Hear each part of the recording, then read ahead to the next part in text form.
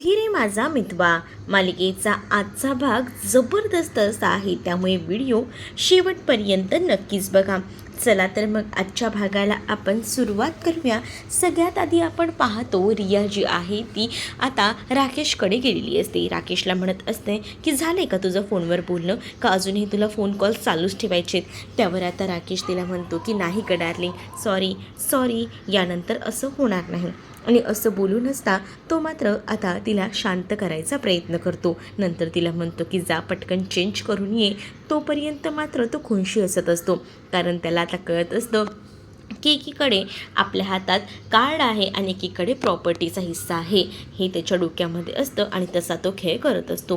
दुसरीकडे आता अंजली ही अर्णवच्या रूममध्ये आलेली असते आणि तिला काही हिशोबाचे सगळे काही पुरावे हवे असतात. म्हणजे तिच्या हाती ती डायरी भेटलेली असते आणि ती त्याचमुळे तिथे आलेली असते आणि ती म्हणत असते की हे बघ, मी तुला विचारते, ह्या सगळ्याचा मला उत्तर हवी आहेत. हे सगळा घोळ काय आहे, या सगळ्यामागून तुला काय भेटते. एवढी सगळी बिलं आली आहेत, मी आता चेक केली म्हणून दरवेळेला न बघता मी यावर सह्या करत असते तुझ्यावर विश्वास म्हणून, पण आता मला याकडे विशिष्ट लक्ष द्यावं लागणार आहे का.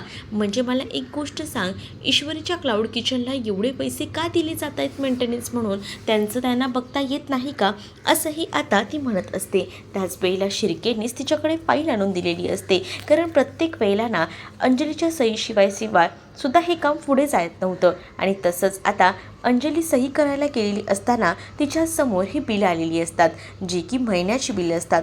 65,000 60,000 अशी बिलं क्लाउड किचनची असतात. आणि हे बघूनच ना आता खूप मोठा धक्का ना इथे असणाऱ्या ह्या अंजलीला बसलेला असतो. आणि म्हणूनच अंजलीने शिर्केला सुद्धा विचारलेलं असतं की हे सगळं काय आहे. त्यावर शिर्के तिला म्हणतात की हा क्लाउड किचनचा खर्च आहे, खरं तर हे सगळं काही अर्णव साहेबच बघतात. आणि जेव्हा तिला ही गोष्ट शिर्केंकडनं कळते तेव्हा ती आता या सगळ्याबद्दल जाब विचारायला अर्णवकडे गेलेली असते. अर्णवला ती आता म्हणत असते की मला उत्तर दे, हे सगळं काय आहे. मग मला तू सांगतोयस का. बघ, मग आता अर्णव जो आहे तो सांगू लागतो, ताई तू अशी कधीपासनं वागायला लागलीस, तू माझी ताई अशी नव्हतीस. मग आता अर्णवला अंजली म्हणत असते की तू मला सांगू नकोस की मी कशी आहे आणि कशी नाही. मी माझ्या परीने मला जेवढं काही करता येईल ना तेवढे सगळे प्रयत्न करते, पण मला मुळात कळत नाही आहे तू हे सगळं काय करतोयस. म्हणजेच त्या क्लाउड किचनचा सगळाच भार तू उचलायचं ठरवलं आहेस का, असं देखील जाब विचारतच ती म्हणत असते. दुसरीकडे आता नम्रता क्लाउड किचनमध्ये बसलेली असताना तिला भेटायला आकाश आलेला असतो आणि ते म्हणतो की मलासुद्धा पार्सल ऑर्डर करायचं आहे. क्लाउड किचनमध्ये बसलेली ही नम्रता म्हणत असते की अच्छा तुम्ही आलायत तर, आणि येताना ना तर हे गुलाब आणि त्याचसोबत आता एक अशी डेअरी मिल्कसुद्धा आणलेली असते. आणि तो आता ती डेअरी मिल्क इथे असणाऱ्या नम्रताला देतो. नम्रता आता त्याला म्हणत असते की मला एक गोष्ट सांगता का, म्हणजे मला सांगा तुम्ही मला हे किती दिवस असं देत राहणार आहात, तुमच्या घरी कधी घेऊन जाणार आहात. मग आकाशकडे या प्रश्नांची उत्तरं नसतात, त्यामुळे आकाश ना निशब्द असतो. आकाशला कळत नसतं की काय बोलावं. नम्रता म्हणत असते की मी सहज म्हणून तुम्हाला हा प्रश्न विचारला आहे. आकाश थोडा असा वेगळ्याच अवस्थेत अडकतो ना, त्यामुळे नम्रता मग आता हे सगळं हसण्यावरी नेते. नम्रता आकाशला म्हणत असते की अहो मी मजा करत होते हो तुमची, तुम्ही एवढं सिरियस काय होत आहे. त्यानंतर तुम्ही आज अचानक इथे कसं, सहज आठवण आली म्हटलं भेटून यावं म्हणूनच आलो होतो. दुसरीकडे आता इकडे पूर्ण काम करायची जबाबदारी वल्लरीने त्या संकेतकडे दिलेली असते. संकेतला तिने काम नेमून दिलेलं असतं. संकेतला सांगितलेलं असतं की क्लाउड किचनमध्ये जायचं आणि बदनामी करायची. संकेतला ज्या पद्धतीने सगळ्या काही गोष्टी वल्लरी सांगते, अगदी संकेत ना तसंच सगळं काही करत असतो. संकेत म्हणत असतो की तुम्ही काळजी करू नका, पण आता संकेतला ती म्हणत असते की काम झालं की तुला पैसे दुप्पट मिळतील, पण काम हे व्हायला हवं, असंही आता सांगितलं जातं. हो मी काम करतोय, काळजी करू नका. आता बघा अशी बातमी येईल ना तुम्हाला की तुम्ही ऐकतच बसाल. मग वल्लरी ही खूप जास्त खुश होते, कारण तिने संकेतला ही मोठी जबाबदारी दिलेली आहे. संकेत हे काम चोखरित्या करेल हेही माहिती होतं. आणि म्हणूनच आता ती खूपच जास्त खुश होती. मग संकेतला ती फोन ठेवते, तर इकडे संकेत आहे ना एक बिर्याणीचं पार्सल घेऊनच ना त्या क्लाउड किचनमध्ये मोबाईल ऑन करूनच पोचलेला असतो. आणि तेव्हा तो तिथे जाऊन आता सगळ्यांसमोरच म्हणू लागतो की बघा बघा, मला ह्या बिर्याणीमध्ये ना एक नाही तर 2 झुरळ सापडले आहेत आणि हे सगळं काही या क्लाउड किचनमध्ये असलेल्या या मॅडमनी केलेलं आहे. यांच्याकडनं मी पार्सल ऑर्डर केलं, पण यांच्या पार्सलमध्ये मला 2 झुरळ भेटले आहेत, असंही आता म्हटलं जातं. जेव्हा आता या सगळ्या गोष्टी बोलल्या जातात ना, तेव्हा मात्र आता तो व्यक्ती खूपच जास्त बडबड करत असतो. तर इकडे असणारा आकाश म्हणत असतो की तुला तरी कळतंय का, तू काय बोलतोयस ते. त्याबरोबर आता आकाश त्याच्यावर ओरडत असतो. आकाशला तो म्हणत असतो की तुम्ही गप्प बसा, इकडे ना जीवाची हानी होते. या लोकांना असं वाटते की ही लोक हे सगळं काही करून आमच्याबरोबर पूर्णपणे जीवाशी खेळत आहेत, पण आम्हीसुद्धा तितकेच हुशार आहोत, आम्हीही शांत बसणार नाही आहे. म्हणूनच मी आवाज उठवायला आलो आहे. बाकी लोक बसत असतील शांत, पण या क्लाउड किचनमध्ये नक्की कसला बाजार चालतो ना, हे अख्ख्या दुनियेला कळायला हवं. आणि असं बोलूनच ना आता क्लाउड किचनमध्ये जेवढी भांडी वगैरे असतात ना, त्या सगळ्याचा पसारा करायला तो संकेत सुरू करतो. हे सगळं काही वल्लरीने सांगितलेलं होतं की क्लाउड किचनची बदनामी करायची, आणि अगदीच ना तो तसंच करत असतो. इकडे मात्र आता आकाश हा नम्रतासोबत असतो आणि तो मात्र आता म्हणत असतो की तुझा काहीतरी गैरसमज होतोय, बस कर, पुरे कर हे सगळं काही. पण आता काही केल्या ऐकायला संकेत तयार नसतो. संकेत एकावर एक व्हिडिओ बनवतच असतो. जेव्हा संकेत या सगळ्याचा व्हिडिओ बनवतो ना, तेव्हा मात्र आता त्याचं काम होतं तो व्हिडिओ लगेचच सोशल मीडियावर टाकतो. त्याचबरोबर त्याने काही पत्रकारांनासुद्धा आता तिथे बोलवून घेतलेलं असतं. नम्रताने लगेच ईश्वरीला कॉल केलेला असतो. ईश्वरी घरातच असते, ती तिचं काम करत असते किचनमध्ये. ईश्वरीला आता नम्रता कॉल करून सांगू लागते की इथे खूप मोठा प्रॉब्लेम झाला आहे. आणि जेव्हा ती या सगळ्याबद्दल सांगते ना, तेव्हा मात्र आता ईश्वरी म्हणत असते की ठीक आहे, मी येते. यावर आपल्याला अर्णव सरच या सगळ्यातून बाहेर काढू शकतात. मी अर्णव सरांना सोबत घेऊन येते, असंही ईश्वरी नम्रताला म्हणते. आणि त्यानंतर मात्र ती आता फोन ठेवते. जेव्हा ती आता फोन ठेवते ना, तेव्हा मात्र नम्रता विचार करते की कधी येईल इशू, कारण इथे ना प्रकरण हाताबाहेर चिघळत चाललेलं होतं हे नम्रताला दिसत होतं. वल्लरी तर म्हणत असते बघू दे संकेतने काम कुठपर्यंत केलेलं आहे, आणि म्हणूनच मोबाईलमधला तो व्हिडिओ बघायला जाते. तर तिथे तिला ते आकाशही दिसतो. मग आता आकाश दिसल्याबरोबर ती विचार करते की हा माझा मुलगा पण किती मूर्ख आहे, काय गरज आहे तिथे जायची, याला ना खरंच ना कळतच नाही. असं बोलूनच ना आता तिचं डोकं फिरलेलं असतं. पण ती आता आकाशला कॉल करायचं सुद्धा ठरवते. पण ती विचार करते की जाऊ दे, आता कॉल करून काय उपयोग आहे, जे व्हायचं होतं ते तर झालंच ना, क्षणा आता शांतच राहिलेलं बरं, असाही आता वल्लरी इथे विचार करते. वल्लरीने सगळ्या काही गोष्टी आधीच ठरवून केलेल्या असतात, आणि त्यामुळेच ना तिला आता या संकेतवर पूर्ण कॉन्फिडन्स असतो. पण त्या संकेतला ती फोन करून एवढंही सांगते की काही झालं ना तरीसुद्धा या सगळ्यामध्ये माझं नाव घ्यायचं नाही, लक्षात असू दे काही गोष्टी, असंही बोलून ती आता त्याला तोंड बंद करायला सांगते. आणि जेव्हा ती त्याला तोंड बंद करायला सांगते ना, तेव्हा मात्र आता इकडे वल्लरी विचार करते की चला, आपलं काम तर एकदम फिट झालेलं आहे, जसं आपल्याला हवंय अगदी तसंच. आणि हे काम तिने अगदी चोखपणे केलेलं असतं, ज्यामध्ये तिला असं वाटत असतं की तिचं नावही यायला नको. आणि संकेतही म्हणतो की ठीक आहे, मी नाव नाही घेणार, पण पैसे माझ्या अकाउंटला यायला हवेत, कारण सगळं काही आम्ही तुमच्या मनाप्रमाणे केलेलं आहे, मग आम्हालासुद्धा आमचे पैसे मिळायलाच हवेत. आणि असं बोलूनच ना आता तो पैसे मागत असतो. त्यावर तुमचे पैसे तुमच्या अकाउंटला मिळतील, असंही वल्लरी सांगते. वल्लरी खूप जास्त खुश असते. नम्रताने ईश्वरीला सगळं काही सांगितलेलं असतं, आणि म्हणूनच ईश्वरीला आता या सगळ्या गोष्टी अर्णवला सांगायच्या असतात. म्हणूनच ईश्वरी आता अर्णवकडे गेलेली असते आणि अर्णवला ती सांगू पाहत असते की अर्णव सर, मला जरा तुमच्याशी बोलायचं आहे. पण तेवढ्यातच ती दारात थांबते, कारण दारात आहे ना तिला आता हे जे ऐकायला भेटतं ना, तिने त्याची कधीच अपेक्षा केलेली नव्हती. दारामध्ये उभी असलेली ईश्वरी सगळं काही ऐकते. अंजली आता म्हणत असते की तू काय ठरवलंच आहेस का अर्णवला ती म्हणत असते की सगळे काही पैसे फक्त ईश्वरीच्या घरच्यांवरच खर्च करायचे. अरे एक काहीतरी लिमिट असते. तू लग्न केलंयस याचा अर्थ असा नाही की सगळे पैसे दान करत बसायचे. तू त्यांना मदत करतोयस असं म्हणतोयस ना, मग त्या पैशांची परतफेड होते का? ती लोक तुला पैसे परत करतायत का? नाही करत आहेत ना. मग तू काही दान देत फिरत आहेस का? तिच्या वडिलांच्या आजारपणाचा खर्चसुद्धा तू करतोयस आणि त्याचसोबत आता क्लाउड किचनचा खर्चसुद्धा तूच करतोयस. काय चाललंय काय हे? कुठेतरी थांबव हे सगळं. तुला काय वाटते मी या सगळ्यामध्ये लक्ष देत नाही आहे याचा अर्थ माझं कुठेच लक्ष नाही आहे का? मी आता सगळीकडे लक्ष देऊन आहे. तुझे व्यवहार कुठे कसे चालले आहेत ना हे मला बरोबर कळतात आणि त्यामुळेच ना मी तुला सांगते की हे सगळं ना तुर्तास तरी थांबायला हवं. मला क्लाउड किचनमध्ये तू जो काही पैसा खर्च करतोय किंवा तिच्या वडिलांवर जो पैसा खर्च करतोय ना तो आता बंद करायचा. हे सगळं अंजली बोलते. मग ईश्वरी हे सगळं ऐकून खूप मोठ्या धक्क्यात जाते. तिच्या डोळ्यातनं अक्षरशः पाणी येतं. मग इकडे मात्र आता जे क्लाउड किचन असतं तिथे पोलिसांना सगळे काही नियंत्रणात करण्यासाठी बोलवलं जातं, कारण सगळी परिस्थिती हाताबाहेर चाललेली असते. जेव्हा सगळी परिस्थिती हाताबाहेर जात असते ना, नम्रता त्याचसोबत इथे असणारी सुप्रिया हे सगळं काही बघतात आणि त्यांनाही धक्का बसतो. हे सगळं काय चाललंय, हे प्रकरण आता थांबण्याऐवजी वाढतच चाललेलं आहे हेही आता त्यांना कळलेलं असतं आणि म्हणूनच असं वाटत असतं की हे प्रकरण कुठेतरी थांबायला हवं. यासाठी प्रयत्न तर सुरू असतात. जेव्हा हे प्रयत्न सुरू असतात ना तेव्हा सुप्रिया म्हणत असते की हे सगळं काय होऊन बसलेलं आहे, हे सगळं असं व्हायला नको होतं. आई बघ ना, हे सगळं मुद्दामून कोणीतरी घडवून आणलं आहे, कारण या सगळ्यामध्ये ना आपला काहीच दोष नाही आहे. आपलं क्लाउड किचन किती साफ असतं तरीसुद्धा मुद्दामून हे सगळं केलं जातं आहे.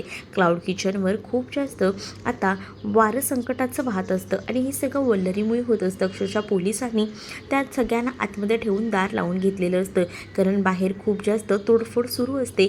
सगळ्यांनाच आता आत शिरायचं असतं आणि यासाठी त्यांची गडबड गोंधळ ह्या सगळा काही सुरू असतो. आणि त्यातच आता इकडे असणारी ही अंजली ही मात्र आता अर्णवसोबत बोलत असते. अर्णव अंजलीला म्हणत असतो की ताई तू जे काही बोलतेस ते मला पटत नाही आहे. मुळात आहे ना, जेव्हापासनं माझं ईश्वरीसोबत लग्न झालं आहे तेव्हापासनं हे सगळं क्लाउड किचन नम्रता सांभाळते आणि मग या सगळ्या दृष्टीने मी विचार केला की या सगळ्यामध्ये थोडीफार मदत केली तर काहीच हरकत नाही. अरे पण हे सगळं कशासाठी? आपलाही पैसा आपल्या उपयोगात गेला हवा. तू कष्ट ह्या सगळ्यासाठी करतोयस का?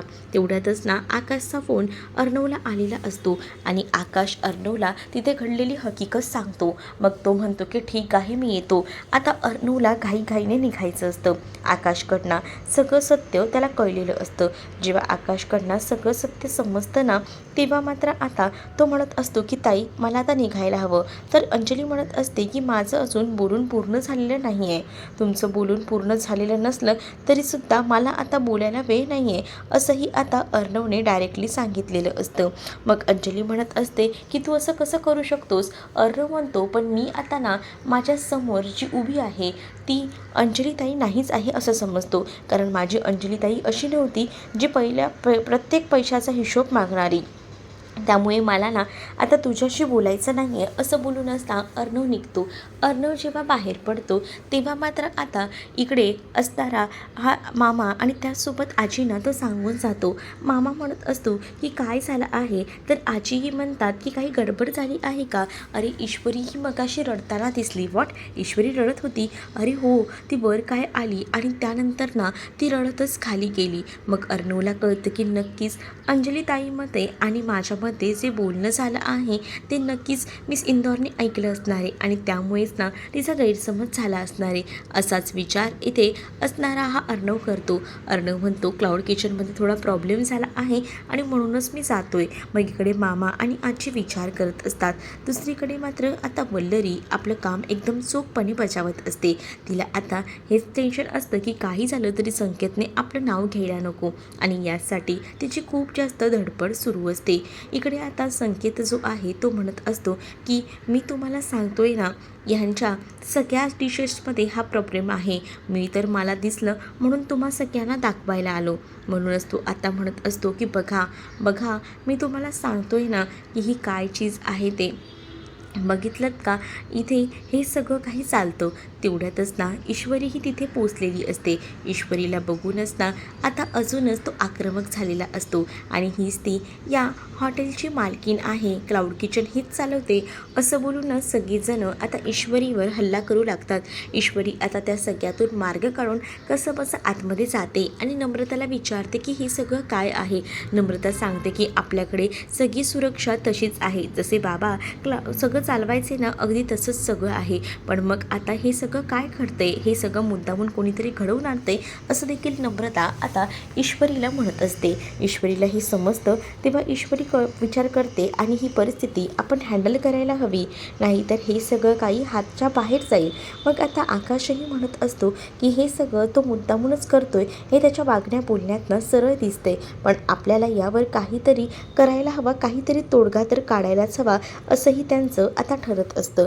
इकडे मात्र आता अर्णवला यायचं असतं आणि इथे ईश्वरीचं डोकं तोपर्यंत काम करत नसतं. ईश्वरी विचार करत असते की जर अर्णव आला तर अर्णवने जर काहीतरी सूक्ष्मोक्ष काढला असता, पण आता अर्णवही ऐन वेळेला आपली गाडी वगैरे घेऊन तिथे पोहोचलेला असतो. अर्णव जेव्हा तिथे येतो तेव्हा ते सगळे पत्रकार तिथे जातात आणि संकेत मात्र जोरजोराने बोलू लागतो, कारण वल्लरीने सांगितलेलं असतं की आता अर्णव राजशिर्केसुद्धा तिथे येईल आणि त्याची बदनामी करायची मीडियासमोर, आणि म्हणूनच बदनामी करायला त्यांनी घेतलेली असते. आता सात्विकपासूनचे CEO इथे आलेले आहेत आणि आता हे सगळे ह्या सगळ्याला दुजोरा देणार आहेत. बघा मी तुम्हाला सांगतो या सगळ्याच्या मागे ना हाच मुख्य सूत्रधार आहे. मग आता ही केस अशीच पलटी मारायची, पैसे दाबायचे आणि सगळं काही करायचं असंही आता म्हटलं जातं. जेव्हा या सगळ्या गोष्टी बोलल्या जातात ना तेव्हा मात्र अर्णव कोणाच्याही प्रश्नाला उत्तर द्यायला बांधील नसतो.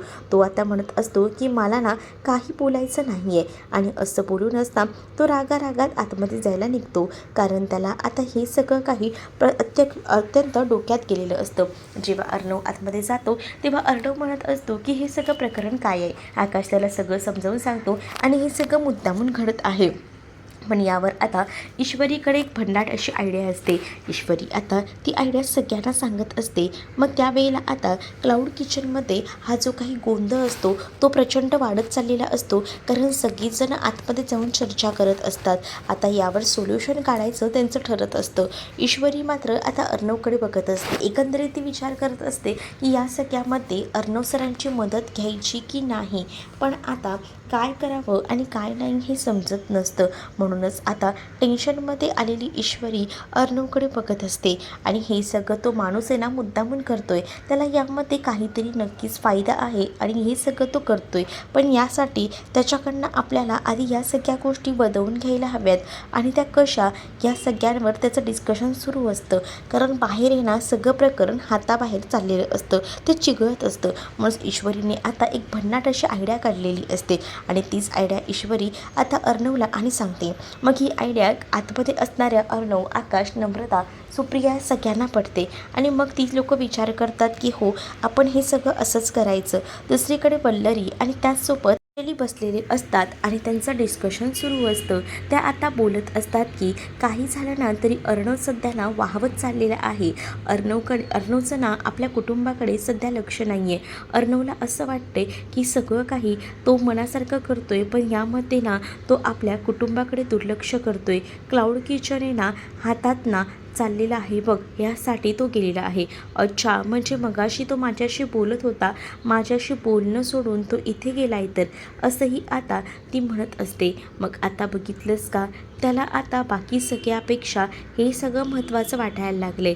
त्याला आपल्या कुटुंबाची काहीच पडलेली नाही आहे असंही आता म्हटलं जातं. त्याच वेळेला आता अंजली म्हणत असते की खरंच ना अर्णव हाताबाहेर चाललेला आहे, त्याला कुठे काय करायचं ना कळत नाही आहे. म्हणजे तो मगाशी माझ्याशी बोलत असताना डायरेक्ट निघून गेला तो ह्याचसाठी, त्याला आता माझ्यापेक्षा महत्त्वाचं हे सगळं प्रकरण वाटायला लागले. वल्लरी आता यामध्ये अजूनच विष कालवत असते आणि म्हणत असते की बघितलं ना हे सगळं काही असं आहे. पण दुसरीकडे आता त्या संकेतला आतमध्ये बोलवलं जातं. अर्णव त्याला आता म्हणत असतो की हे सगळं काय चाललंय तुझं, हे सगळं आत्ताच्या आता थांबवलं पाहिजे. का थांबवलं पाहिजे, जे रिॲलिटी आहे, जे फॅक्ट आहे तेच मी करतोय. मग अर्णव म्हणतो की मला माहिती आहे जे काही तू करतोयस ना ना ते रिअली तू करत नाही आहे हे मला कळलेलं आहे. मग आता यावर तोडगा म्हणजे काय, तर मला खरं खरं सांगायचं. मी तुला 10 लाख रुपये देतो. 10 लाख रुपये देतोय म्हटल्यावर तोंडात ना सगळं काही ओकून टाकायचं, लक्षात ठेव, असंही आता सांगितलेलं असतं. जेव्हा आता हे सगळं सांगितलं जातं तेव्हा आता तो जे काही बोलत असतो त्याचा व्हिडिओ आधीच ना आकाश मोबाईलमध्ये काढत असतो. आकाशला आता हे सगळं काही मुद्दामूनच ईश्वरीने करायला सांगितलेलं असतं, पण हा संकेत सगळं काही बोलून जातो. पण हे कोणी करायला सांगितलं आहे त्या व्यक्तीचं नाव काही तो बोलत नाही. तो फक्त म्हणतो की हे सगळं मी एका माणसाच्या सांगण्यावरनं केलं, कारण क्लाउड किचन जे आहे ते त्याचंही होतं आणि ते कॉम्पिटिशन त्याला नको होतं आणि यासाठी त्याने मला या सगळं करायला सांगितलं, असंही आता अर्णवला तो बोलत असतो. जेव्हा अर्णवला हे सगळं काही तो बोलतो ना तेव्हा मात्र आता तो स्पष्ट सांगतो की त्या व्यक्तीचं मी नाव नाही सांगू शकत, पण हे सगळं त्याने घडवून आणलेलं आहे हे मात्र तो आता बोलतो. जेव्हा हे सगळं तो बोलतो तेव्हा मात्र आता या सगळ्याचा व्हिडिओ आकाशने मोबाईलमध्ये कैद केलेला असतो. आकाश म्हणतो की चल आता आम्हाला भेटला पुरावा, आता बघू ना मीडियासमोर तू कसं काय बोलत नाहीस ते मलाही बघायचं आहे, असंही आता तो म्हणत असतो. त्याबरोबर आकाशच्या हातात ना तो मोबाईल काढून घ्यायचा प्रयत्न करतो, पण आकाश देखील तितकाच हुशार असतो, तो काही त्याचा मोबाईल सोडत नसतो. पण दुसरीकडे मात्र अर्णवने आता जोरातच त्या संकेतच्या कानाखाली वाजवलेली असते आणि तो आता तिला म्हणत असतो की बऱ्या बोलानं ना मीडियासमोर सांगायचं की हे सगळं तू काही पैशांसाठी केलेलं आहेस, मग आमची बदनामी थांबवायची, नाहीतर हे प्रकरण कुठच्या कुठे जाईल ना हे लक्षात ठेव, असंही आता म्हटलं जातं. मग आता जेव्हा या सगळ्या गोष्टी सांगितल्या जातात तेव्हा मात्र आता शांत राहण्या वाचून संकेतला काही पर्याय नसतो. संकेत आता सगळ्या मीडियासमोर खरं खरं सांगायला तयार होतो आणि तो आता सगळ्या मीडियासमोर बोलू लागतो की हे सगळं काही मला एका व्यक्तीने सांगितलेलं होतं आणि म्हणूनच मी करत होतो. त्याला आता या सगळ्या गोष्टी सांगाव्याच लागतात, कारण त्याच्याकडे दुसरा ऑप्शन नसतो, कारण अर्णव आणि आकाशने त्याला आता चांगलंच घोळ्यात घेतलेलं असतं आणि त्यामुळेच ना आता या सगळ्या गोष्टी तो निमूटपणे बाहेर जाऊन बोलायचा ठरवतो. इकडे दुसरीकडे आता आकाशच्या फोनवर वल्लरीचा कॉल आलेला असतो आणि वल्लरी विचारत असते की काय झालं. त्यावर आकाश म्हणतो की काही नाही, आम्ही चांगलाच ट्रॅप केला आणि त्या ट्रॅपमध्ये या मूर्ख माणसाला अडकवलं. म्हणजे काय झालं, म्हणजेच ती आता या सगळ्या गोष्टींना काढून घ्यायचा प्रयत्न करत असते. पण आता इथे असणारा आकाशसुद्धा थोडं सस्पेन्सच ठेवतो, म्हणजे सगळ्या काही गोष्टी रिव्हील करून तो सांगत नाही आणि जेव्हा तू या सगळ्या गोष्टी सांगत नाही ना तेव्हा कुठेतरी डाऊट येत असतो की हे सगळं काय आहे. वल्लरीला कळतं की आपल्या हातात ना आता ही सगळी केस गेलेली आहे. मग आता वल्लरी पुढे काय न्यूजमध्ये भेटते का बघण्यासाठी म्हणून जात असते. पण इकडे आता नम्रता आणि त्याचसोबत अर्णवचं सगळीजणं कौतुक करत असतात, कारण अर्णवने ऐनवेळेला येऊन ही सगळी काही बाजू सावरून घेतलेली होती, म्हणून ईश्वरी ही आता अर्णवला थँक्यू असं म्हणत असते. अर्णव म्हणत असतो की इट्स ओके, त्यात काय एवढं. आणि त्याच वेळेला आता सगळ्या पत्रकारांना बाहेर जाऊन त्या संकेतने बाईट दिलेला असतो आणि संकेत सगळ्यांना सांगतो की हे सगळं मी एका माणसाच्या सांगण्यावरनं केलं होतं, हे क्लाउड किचन तसं नाही आहे, हे एकदम सेफ आहे, तुम्ही इथे येऊन जेवण करू शकता, हेही आता तो बाहेर येऊन सगळ्यांना सांगतो. जेव्हा हे सगळं प्रकरण होतं तेव्हा आता मोबाईलमधला तो व्हिडिओ वल्लरी दाखवत असते. वल्लरी म्हणत असते की काय ना हे, म्हणजे बघ ना आता अर्णव तिथे काही गेला आणि हे प्रकरण पूर्णपणे दबलं गेलं. तेवढं तर शिर्केही आलेले असतात आणि शिर्केने एक चेक आणलेला असतो, तो 10 लाखाचा असतो, तो संकेतला द्यायचा असतो आणि म्हणून त्या चेकवर सही हवी असते अंजलीची आणि म्हणून तो चेक घेऊन ईश्वरीच्या ह्या क्लाउड किचन संदर्भातला असतो आणि त्यावर 10 लाख रुपये अमाऊंट लिहिलेली असते आणि यावर प्लीज सही करा असे सांगितलं जातं. मग आता अंजली पुन्हा एकदा मागे दचकत असते आणि ती विचार करते की पुन्हा एकदा 10 लाख रुपये मदत करतोय ह्या नुकसान भरपाईची, म्हणजे चाललंय काय. मग आता रूपमध्ये जाऊन ना अंजली ही राकेशला कॉल करते आणि राकेशला म्हणत असते की तुम्ही बोललात ना ते अगदी बरोबर आहे, म्हणजे मी विचार करत होते की हे प्रकरण नेमकं काय आहे, पण आता मला हे सगळं काही समजते की हे नेमकं काय आहे. ते तुम्ही बोलताय ते बरोबर आहे, आतापर्यंत ना मी या सगळ्याकडे दुर्लक्ष केला, पण आता नाही. राकेश म्हणतो बघितलंच ना, तुला इतके दिवस ह्या सगळ्यापासून अर्णव लांबच ठेवतोय आणि एवढे सगळे घोळ घालतोय. बघा ना ईश्वरीच्या फॅमिलीला, ईश्वरीला किती मदत करतोय ते, हे सगळं सगळं चुकीचं आहे. मग आता इकडे असणार राकेशच्या अंजलीच्या डोक्यामध्ये एक मस्तपैकी एक पिल्लू सोडतो, ते म्हणजे तू प्रॉपर्टीवर हक्क दाखव. प्रॉपर्टीवर जर तू हक्क सांगितलास तर सगळं काही तुझ्या नावावर होईल आणि आता जराही उशीर करू नकोस असंही आता तो तिला बोलतो, कारण जर जराही उशीर केलास तर प्रॉब्लेम होऊ शकतो. मग राकेशचं बोलणंही आता या अंजलीला पटत असतं. अंजली म्हणत असते की हो, तुम्ही बोलताय ते बरोबर आहे. मी आता तोच विचार करत होते की सगळं काही जर हातात न गेलं तर. मग राकेश म्हणतो की हो, मी तुला तेच बोलतोय, आपल्या बाळाचा विचार कर, बाळाचा विचार करूनच ना आता पुढची पावलं उचल. असंही आता राकेश तिला सांगून मुद्दामूनच ना आता तिला आपल्या बाजूनं ओढून घ्यायचा प्रयत्न करतो. आता हे राकेश जेव्हा अंजलीसोबत बोलत असतो ना, तेव्हा मात्र नेमकी ना ईश्वरी बाहेर आलेली असते आणि ईश्वरीला अगदीच कानावर थोडंसं बोलणं पडलेलं असतं की नेमकं काय आहे ते. पण पुढील भागामध्ये ना आता पाहायला मिळतं की आता तर या अंजलीने कहर केलेला असतो.